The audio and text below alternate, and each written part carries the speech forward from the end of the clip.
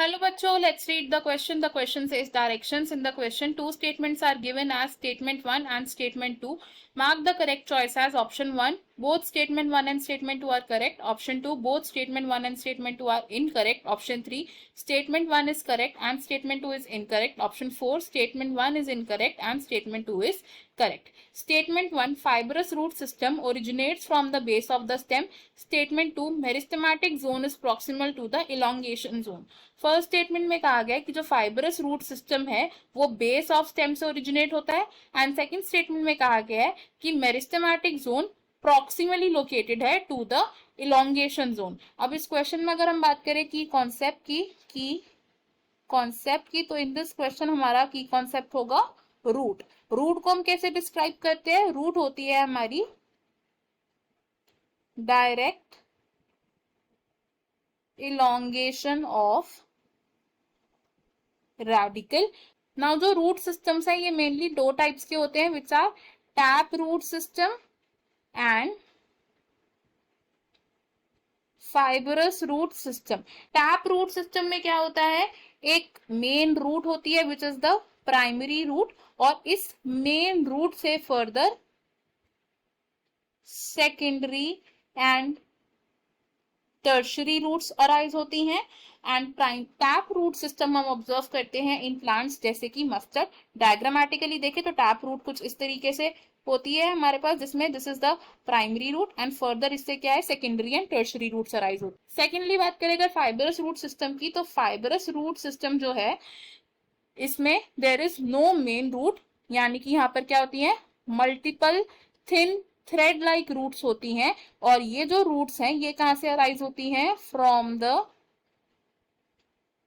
Base of stem. और fibrous root system हम observe करते हैं इन प्लांट्स जैसे कि राइस और फाइबरस रूट सिस्टम कुछ इस तरीके से होती है जिसमें बेस ऑफ स्टेम से multiple thread like roots arise होती हैं।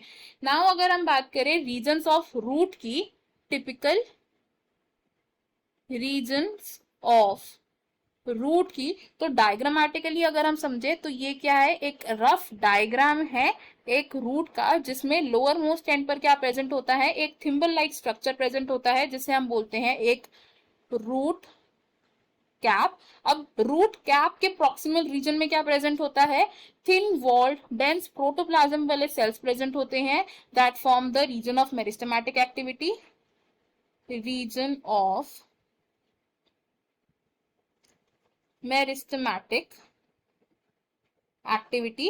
अब region of meristematic activity, now जो सेल्स प्रॉक्सिमली लोकेटेड है to the region of meristematic activity वो सेल्स क्या करते हैं रैपिडली इलोंगेट करते हैं and they form the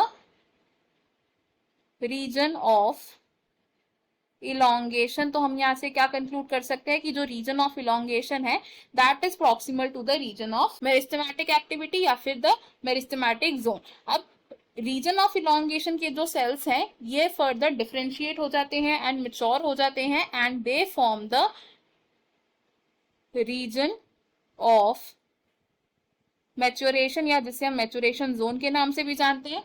end reason of maturation के जो एपिडर्मल सेल्स होते हैं ये थ्रेड लाइक स्लेंडर स्ट्रक्चर्स को फॉर्म करते हैं एंड इन स्ट्रक्चर्स को हम क्या बोलते हैं these are the root hair जो अब्जॉर्प्शन का काम करते हैं। तो हम यहाँ से क्या कंक्लूड कर सकते हैं कि जो cells proximal to the region of meristematic zone है वो रीजन ऑफ इलोंगेशन को फॉर्म करते हैं बाय अंडरगोइंग रैपिड इलोंगेशन। तो अगर हम अपने स्टेटमेंट देखें हम इसमें से क्या बोल रहे हैं कि फर्स्ट स्टेटमेंट हमारी करेक्ट है एंड सेकंड स्टेटमेंट हमारी रॉन्ग है because meristematic zone proximally located नहीं होता टू द इलोंगेशन जोन। अगर हमारे ऑप्शन देखें तो इसमें से हमारा करेक्ट आंसर हो जाएगा ऑप्शन 3 विच से statement 1 is correct and statement 2 is incorrect. First second and fourth हो जाएंगे हमारे रॉन्ग। इस क्वेश्चन में हमारा फाइनल आंसर है option 3। I hope you have understood it. Best of luck. Thank you.